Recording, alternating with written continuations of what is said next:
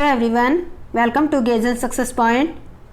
बच्चों, आज हम 11th अकाउंटेंसी का चैप्टर 14 करने जा रहे हैं। चैप्टर का नाम है ट्रायल बैलेंस एंड एरर, यानी कि इस चैप्टर के अंदर हम ट्रायल बैलेंस कैसे बनता है वो सीखेंगे और एरर के बारे में, टाइप्स ऑफ एरर, कितने प्रकार की एरर होती है, अशुद्धियाँ होती है, उनके बारे में स्टडी करेंगे। तो आज का हमारा जो है टॉपिक रहेगा meaning of trial balance, objective of preparing trial balance, preparation of trial balance कैसे बनाया जाता है विद इलिस्ट्रेशन। एक हम इलिस्ट्रेशन भी करेंगे जिससे आपको पता चल जाएगा कि ट्रायल बैलेंस किस तरह से बनाया जाता है, यानी कि कौन सी आइटम डेबिट में लिखी जाती है और कौन सी आइटम क्रेडिट में लिखी जाती है। तो इसकी मैं आपको थ्योरी भी कराऊंगी, क्योंकि थ्योरी भी इस चैप्टर की इंपॉर्टेंट है। 2 नंबर में 4 नंबर में थ्योरी आ जाती है, इससे बड़ी तो नहीं आती, फिर भी मैं थ्योरी करवाऊंगी, क्योंकि आपकी जो अकाउंट है +1 और 2 की जो अकाउंट है, इसमें जितने इंपॉर्टेंट आपके प्रैक्टिकल क्वेश्चन है उतने ही इंपॉर्टेंट आपकी थ्योरी भी है। इसलिए आप थ्योरी को कभी भी इग्नोर मत करना, थ्योरी भी अच्छी तरीके से करनी है। तो फर्स्ट हमारा टॉपिक है आज का meaning of trial balance. Trial balance होता क्या है? देखो, सभी व्यापारी अपने सारी लेन देनों को, समस्त ट्रांजैक्शन को जर्नल में या जो सहायक बुक, सब्सिडरीज बुक्स होती हैं, उसमें खाता बही में खतौनी करने के बाद में ये जानना चाहते हैं कि कोई अशुद्धि तो नहीं रह गई हो। यानी कि प्रत्येक व्यापारी, अगर आप भी एक बिजनेसमैन हो तो जितने भी ट्रांजैक्शन है उनको सबसे पहले कहाँ लिखोगे? सबसे पहले उनको जर्नल में लिखोगे या फिर सब्सिडरी बुक्स में लिखोगे। फिर उन जर्नल में या सब्सिडरी बुक्स के अंदर से आप क्या करोगे? खाता बही में यानी कि लेजर में पोस्टिंग कर दोगे। और उसके बाद आप ये जानना चाहोगे कि कोई हमने जो पोस्टिंग की है, अकाउंट बनाए हैं, उनमें कोई मिस्टेक तो नहीं रह गई है। तो जो भी हमारी पोस्टिंग की जाती है उसकी शुद्धता की जांच करने के लिए एक लिस्ट बनाई जाती है। जो अशुद्धि होती है उसको जांचने के लिए एक लिस्ट बनाती है, और इसी लिस्ट का नाम ही क्या है? परीक्षा सूची, या इसको तलपट, या इंग्लिश में आप इसको ट्रायल बैलेंस कह सकती हैं। तो इस तरह से ये जो है परीक्षा सूची एक लिस्ट होती है जो हम केवल ये जांच करने के लिए बनाते हैं कि अभी तक हमने जो एंट्री की है, पोस्टिंग की है, उसमें कोई मिस्टेक तो नहीं रह गई है। इसी को ही ट्रायल बैलेंस कहा जाता है। इस सूची में खाता बही में खोले गए सारे खातों के शेष की लिखे जाते हैं। अब बात आता है कि सूची में लिखा क्या जाता है, ये जो लिस्ट है इसमें क्या लिखा जाता है। तो जो हमने लेजर में बहुत सारे अकाउंट ओपन किए थे, तो उन अकाउंट के बैलेंस निकाले जाते हैं, उन बैलेंस को लेकर ही ये लिस्ट बनाई जाती है। अब देखो, जो लेजर के अंदर अकाउंट होते हैं उसमें उन अकाउंट के जो भी होते हैं उनके डेबिट शेष होते हैं, तो उन्हें इस लिस्ट में डेबिट साइड में लिख दिया जाता है। और लेजर के अंदर जिन अकाउंट्स के क्रेडिट शेष होते हैं उनको ट्रायल बैलेंस में क्रेडिट में लिख दिया जाता है। अगर यदि ट्रायल बैलेंस के दोनों पक्षों का जोड़ बराबर है, दोनों पक्ष मतलब एक आ गया आपका डेबिट साइड और दूसरा क्रेडिट साइड, ठीक है। अगर इनका दोनों का जोड़ बराबर है तो इससे आपको यह पता चल जाएगा कि जो आपने जर्नल बुक की और जो आपने सहायक सब्सिडरी बुक आपने जो बनाई है, सहायक बहियां बनाई है, उससे आपने खाता बही में जो खतौनी की है, लेजर में जो पोस्टिंग ही है, वो बिल्कुल ठीक कर रखी है, उसमें कोई मिस्टेक नहीं है। अब देखो, जो ट्रायल बैलेंस होता है इसके दोनों साइड का जोड़ हमने बराबर होने की बात की है। तो दोनों साइड का, डेबिट का और क्रेडिट का जोड़ बराबर होने का कारण ये है कि जो भी हम एंट्री करते हैं वो डबल एंट्री सिस्टम के अकॉर्डिंग करती है, और इससे दो जो अकाउंट होते हैं उनमें लिखा जाता है।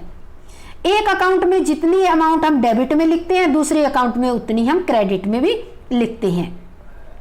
और खाता बही में खोले गए समस्त खातों के जोड़ करने और शेष निकालने पर दोनों पक्षों का जोड़ बराबर ही आएगा। जब आप दोनों अकाउंट में बराबर अमाउंट लिखोगे तो सीधी सी बात है, आपका जोड़ बराबर आएगा। और तलपट का जोड़ मिलने का अर्थ ये है कि आपके खाते गणितीय रूप से शुद्ध है, उनमें कोई भी अर्थमेटिक एरर नहीं है, मैथमेटिकल कोई भी एरर नहीं है।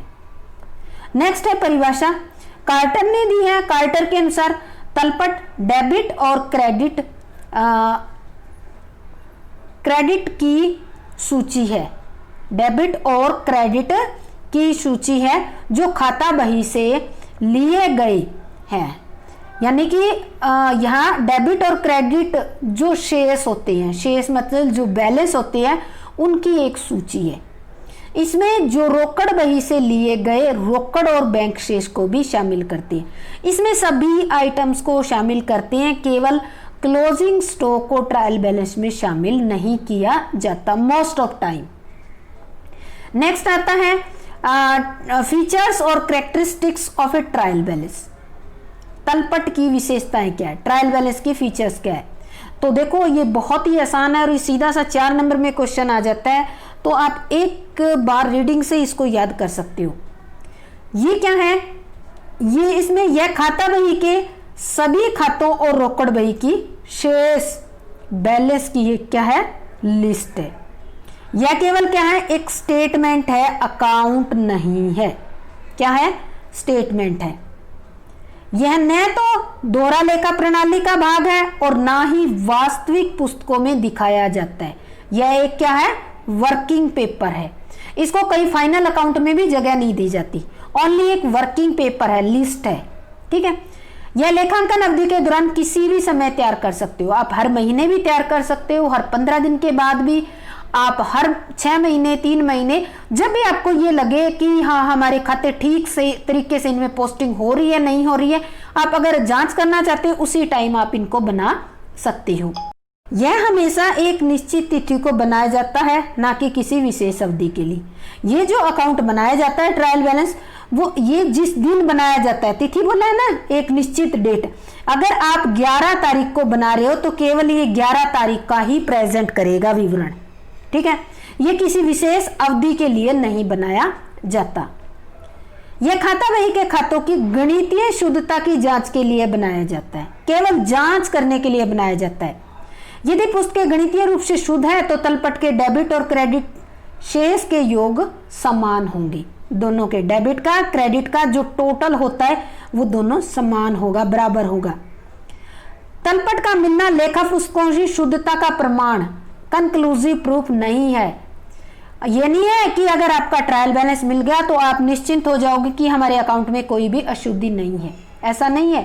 ये केवल कंक्लूसिव प्रूफ नहीं है, यानी कि एक पक्का प्रमाण नहीं है, क्योंकि कुछ अशुद्धियां ऐसी भी हो जाती है जो तलपट के मिलने पर भी अशुद्धि होती है।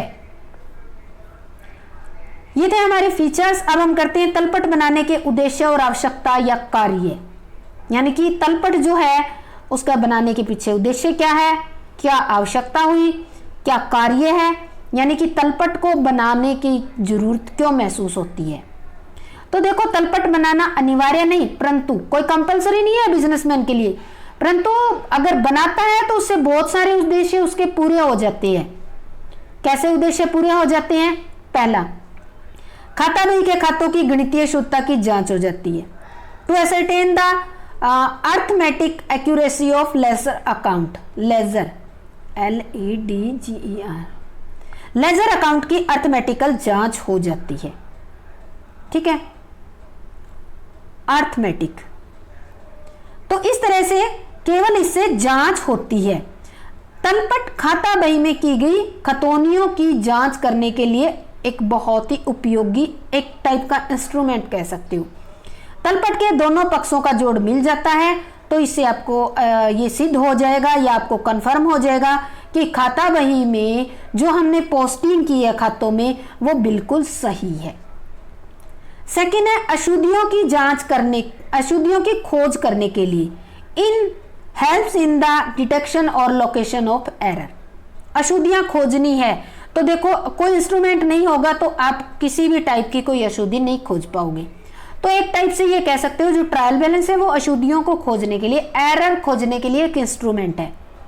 तलपट के क्रेडिट तथा डेबिट पक्ष का जोड़ आपस में न मिलने से हमें ये लग जाता है कि खातों में कहीं ना कहीं अशुद्धि रह गई है। नहीं मिला तो सीधी सी बात है, कहीं ना कहीं कोई मिस्टेक रही है। जब आपको ये पता चल जाता है कहीं ना कहीं कोई अशुद्धि है तो उसकी खोज की जाती है।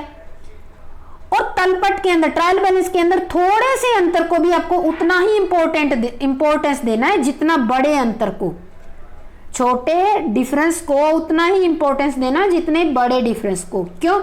क्योंकि हो सकता है कि बहुत सारी ऐसी अशुद्धियां हो गई हो, ऐसी एरर हो गई हो जो एक दूसरे के प्रभाव को खत्म कर देती हो और बहुत कम सा प्रभाव जो है तलपट पर दिखाई दे रहा हो। इसे तलपट में बहुत कम अंतर बच जाएगा अगर अशुद्धियां एक दूसरे को प्रभावित कर देगी तो।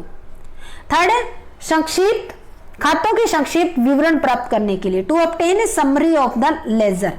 लेजर है खाता बही। तलपट खाता बही के सभी खातों की एक संक्षिप्त विवरण कार्य करता है, विवरणी का कार्य करता है, विवरणी कह सकते हो आप। तलपट के द्वारा संपत्तियों, दायित्वों, व्ययों, आयों सभी के बारे में जानकारी मिल जाती है।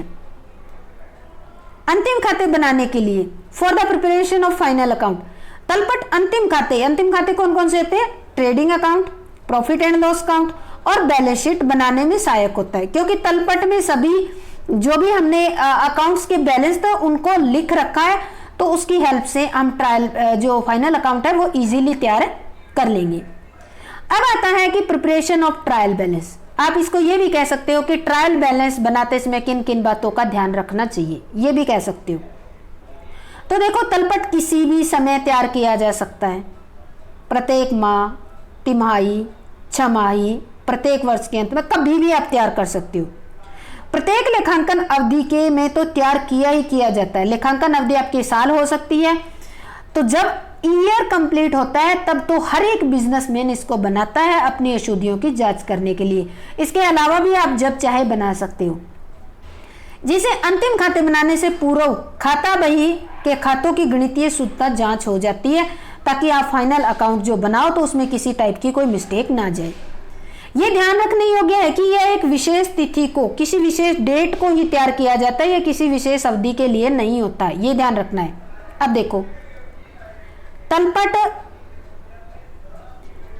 तैयार करने के लिए खाता बही में जिस खाते का डेबिट शेष होता है उसे तलपट के यानी कि ट्रायल बैलेंस के डेबिट साइड में लिख देते हैं, और खाता बही में जिस खाते का क्रेडिट शेष होता है उसको क्रेडिट साइड में लिख देते हैं। बिल्कुल सिंपल है, बहुत ही आसान है। ये 4 नंबर का क्वेश्चन आता है इसके अंदर से।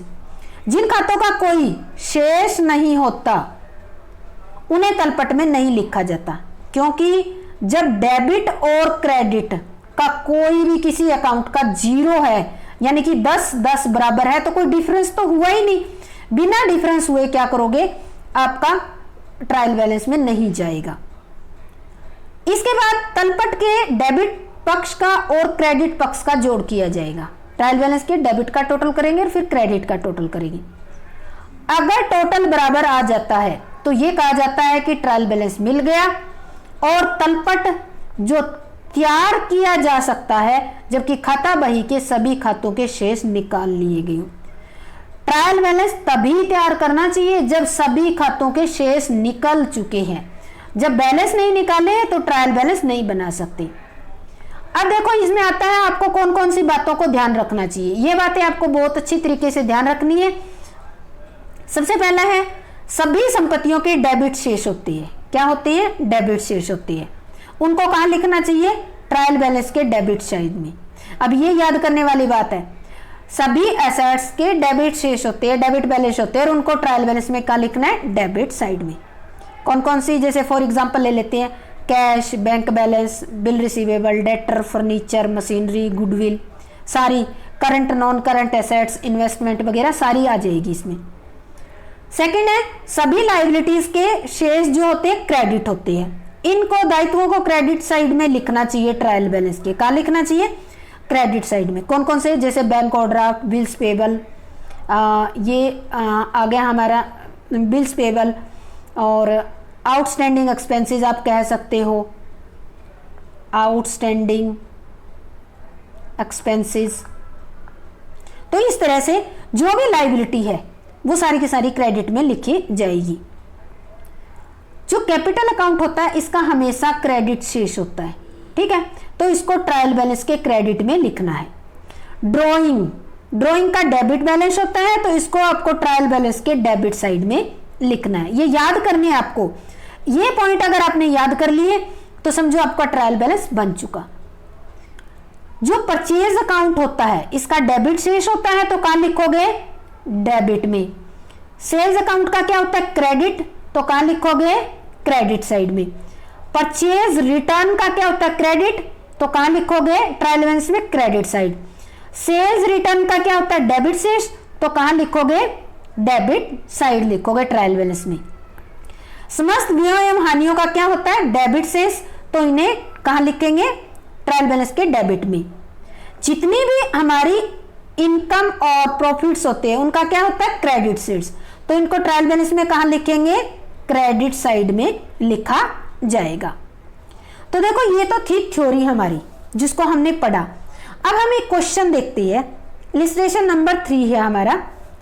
तो ये क्या कह रहा है? From the following list of balance extract from the books of Shri Balaji trader, prepare a trial balance as on 31 March 2018।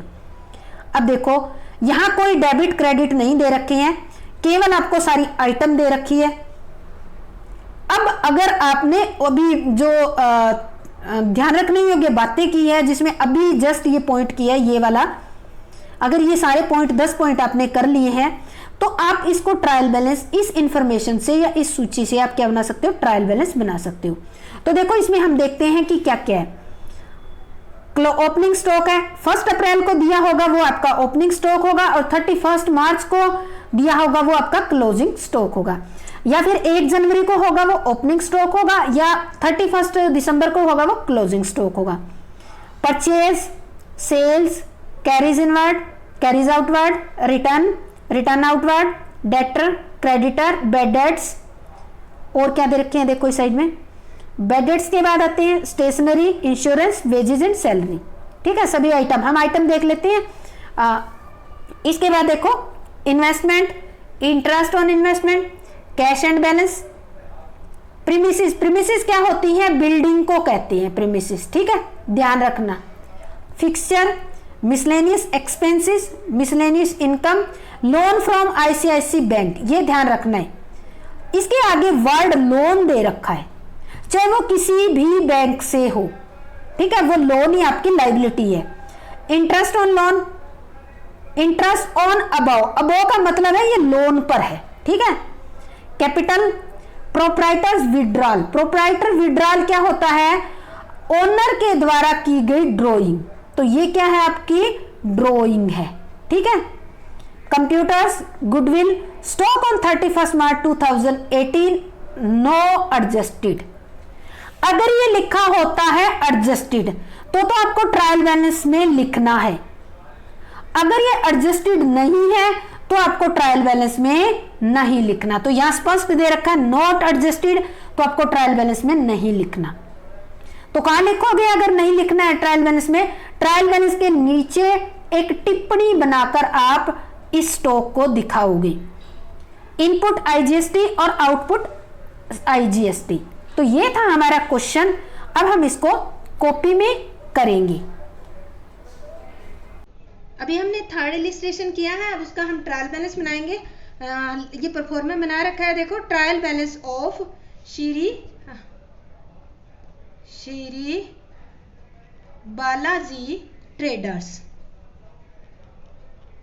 तो देखो ये जो होता है आपको बताया किसी फिक्स डेट को बनाया जाता है, किसी पीरियड के लिए नहीं होता।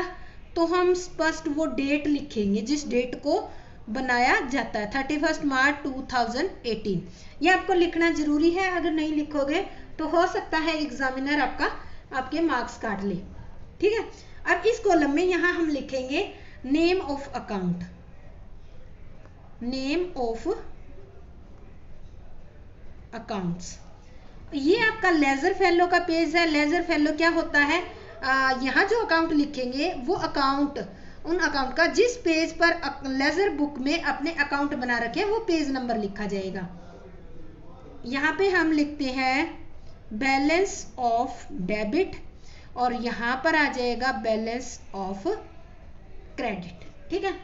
तो ये रुपीज में आएगा, ये ध्यान रखना, रुपीज के अंदर आएगा। तो अब हम लिखते हैं सबसे पहले स्टार्टिंग में हमेशा और हमेशा आपको लिखना है ओपनिंग स्टॉक, ये ध्यान रखना है, ठीक है। तो यहां लिख लेते हैं हम ओपनिंग स्टॉक, जो अभी हमने क्वेश्चन पढ़ा उसी के अकॉर्डिंग 1 अप्रैल का दे रखा है, 1 अप्रैल 2017। स्टॉक क्या है आपकी, एक एसेट्स है, एसेट्स को क्या किया जाता है, डेबिट में लिखा जाएगा, ठीक है। 2,20,000। परचेज, परचेज को क्या करते हो, डेबिट, तो डेबिट में लिखेंगे 25,75,000, ठीक है। सेल्स, सेल्स को क्या किया जाता है, क्रेडिट, तो ये है 36,18,000, क्रेडिट में लिखेंगे। Carries inward, carries inward, carries inward कितना है, कैरीज इनवर्ड क्या है, खर्चा है आपका, तो डेबिट में लिखेंगे। और कैरीज आउटवर्ड, आउटवर्ड भी आपका एक एक्सपेंसेस है, तो इसको भी हम डेबिट में लिखेंगे। इसके बाद आता है return inward, return inward, return inward क्या होता है, ये होती है जो आपने माल सेल कर रखा है वो माल वापस आ जाता है, तो इसको रिटर्न इनवर्ड कहते हैं, इसको हम डेबिट करते हैं, विक्रय वापसी है ये, ठीक है। और रिटर्न आउटवर्ड क्या होती है, जो माल आपने खरीदा था, खरीदा है वो आपने वापस भेज दिया है, तो उसको हम क्या करते हैं, क्रेडिट करते हैं, तो क्रेडिट में लिखेंगे। डेटर क्या है आपकी, एसेट्स है, एसेट्स को क्या किया जाएगा, डेबिट ही किया जाएगा, 3,20,000। क्रेडिटर क्या है आपके, क्रेडिटर है आपकी लाइबिलिटी, ठीक है, तो क्रेडिटर को हम क्या करेंगे, 1,74,000 को क्रेडिट करेंगे। नेक्स्ट है बैड डेब्ट्स, बैड डेब्ट्स क्या है, बैड डेब्ट्स एक टाइप की आपके लिए एक्सपेंसेस है, लॉस है, तो ये लॉस और जो भी एक्सपेंसेस होते हैं उसको डेबिट करेंगे, डेबिट किया जाएगा। स्टेशनरी, स्टेशनरी क्या है आपकी, एक टाइप का एक्सपेंसेस है, ऑफिस में जो खर्चा होता है उस खर्चे को हम डेबिट करेंगे। इंश्योरेंस,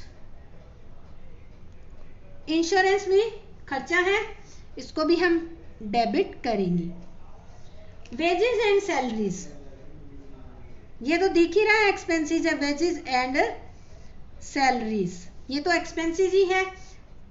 ये है आपका 1,85,000। अमाउंट ध्यान से देखना भाई, बच्चे मिस्टेक करते हैं अमाउंट में ही ज्यादातर। इन्वेस्टमेंट, इन्वेस्टमेंट क्या होती है आपकी, एसेट साइड लिखी जाती है, और सारी एसेट साइड कहाँ होती है, डेबिट में लिखनी होती है, उनका डेबिट बैलेंस होता है। अब ये जो इन्वेस्टमेंट है इस पर आपको कोई इनकम होती है, तो वो इनकम क्या है आपकी, इनकम क्रेडिट करते हैं, तो उसको क्रेडिट करेंगे। अब हमने लिख दिया इंटरेस्ट ऑन इन्वेस्टमेंट, ये जो इन्वेस्टमेंट है इसमें इनकम हो रही है 27,000, तो वो आपकी क्रेडिट होगी, ठीक है।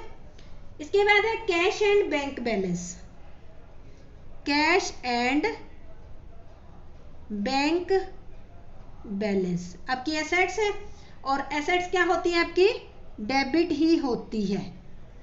नेक्स्ट है प्रीमिसेस, प्रीमिसेस को आपको क्या बताया था, प्रीमिसेस आपकी क्या होती है, बिल्डिंग को ही कहते हैं, ठीक है, जो आपकी ऑफिशियल यानी कि आपकी फैक्ट्री की जो बिल्डिंग होती है उसको कहा जाता है 6 लाख, तो इसको डेबिट करेंगे।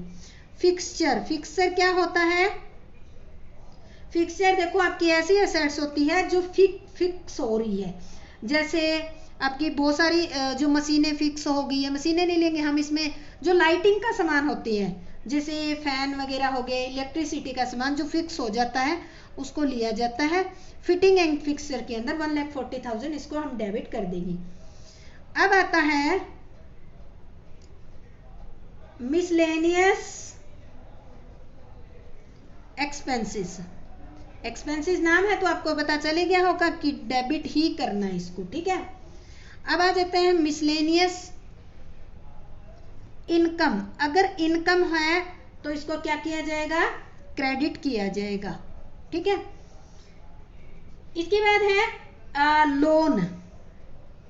लोन फ्रॉम दे रखा है ICICI बैंक, यहां लिख देते हैं ICICI बैंक। तो ये किसी भी बैंक से हो, लोन आपकी क्या है, लाइबिलिटी है, और लाइबिलिटी को कहां लिखा जाएगा, क्रेडिट साइड ही लिखा जाएगा, ठीक है। इसके बाद नेक्स्ट है आपका इंटरेस्ट ऑन लोन। अगर आपने लोन ले रखा है, उस पर इंटरेस्ट देते हो तो क्या लगता है आपको, फायदा या नुकसान, एक्सपेंसेस है, तो इस एक्सपेंसेस को हम डेबिट में लिखेंगे 30,000। कैपिटल, कैपिटल आपकी क्या है, क्रेडिट करेंगे कैपिटल को 7 लाख रुपीज। ड्रॉइंग, ड्रॉइंग को क्या किया जाएगा, डेबिट, एक टाइप की बिजनेस के लिए लॉस है 60,000, ठीक है। कंप्यूटर, कंप्यूटर 90,000 एक एसेट्स है। गुडविल, गुडविल भी आपकी क्या है, एसेट्स है 1,60,000, गुडविल भी आपकी एसेट्स है, ठीक है, गुडविल। इसके बाद है इनपुट IGST। ये जो इनपुट होता है वो क्या होती है, वो आपकी एक टाइप से एसेट्स है। जब एक टाइप से एसेट्स है तो इसको हम क्या करेंगे, डेबिट साइड में लिखेंगे। या ये देखो कि इनपुट को क्या करना है, डेबिट, और आउटपुट को क्या किया जाएगा, क्रेडिट, ठीक है। और इसी तरह से IGST है, CGST है, SGST है, वो सारे के सारे वो भी इनपुट जो होते हैं वो डेबिट ही होंगे। और जो आपकी आउटपुट है, आउटपुट IGST मैं इसके साथ लिख देती हूँ, SGST या फिर CGST, और इसमें भी लिख देते हैं SGST, CGST। क्वेश्चन में इनमें से एक ही मिलेगा नाम चारों में से, ठीक है, पर इनमें से कोई भी हो, इनपुट देखना है, इनपुट है तो डेबिट में, आउटपुट है तो आपको कहाँ लिखना है, क्रेडिट साइड में लिखना है 50,000, ठीक है। अब ये हमने सभी आइटम्स लिख ली। अब हम क्या करेंगे, टोटल करेंगे। टोटल जो है हम सबसे पहले क्रेडिट साइड का करते हैं। क्रेडिट साइड का यहाँ से ये इन सब का टोटल अगर हम करते हैं तो ये टोटल हमारा बन जाता है 48,40,400, ठीक है। अब डेबिट के जो भी आइटम है, देखो यहाँ से स्टार्ट किया, डेबिट की बहुत सारी आइटम है, इन सब का अगर हम टोटल करते हैं, मैंने टोटल पहले कर लिया है, ठीक है, आप चेक कर लेना। तो इसका भी टोटल कितना आता है, 48,40,400। तो जैसे कि आपको दिख रहा है, ये तो है हमारा डेबिट का टोटल और ये हमारा है क्रेडिट का टोटल। तो दोनों टोटल क्या है, बराबर है। इट मीन्स हमारे जो अकाउंट बने हुए हैं, जो जर्नल में एंट्री की गई है और लेजर में पोस्टिंग की गई है, वो बिल्कुल ठीक है, उनमें किसी भी टाइप की कोई मिस्टेक नहीं है।